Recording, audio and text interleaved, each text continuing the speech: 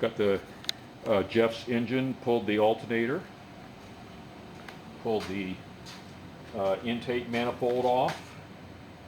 Nothing broke, nothing, no drama there. Took off the fan, got it all cleaned up, ready to roll. So the only thing we have to do now is, I have all the parts that came off are in this box. So I'm gonna keep all Jeff's parts nice and organized over here.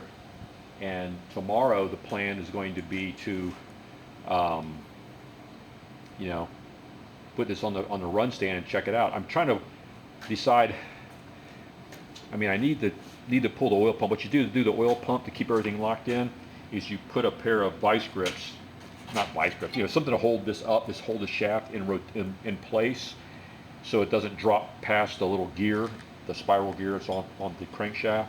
And you can pull the pump, put oil in it, put it right back, and everything stays in time. You know, you don't want to take the shaft out and get it past that gear, then it's out of time. I'm assuming it's in time right now, which I haven't checked, but there's no reason why it wouldn't be.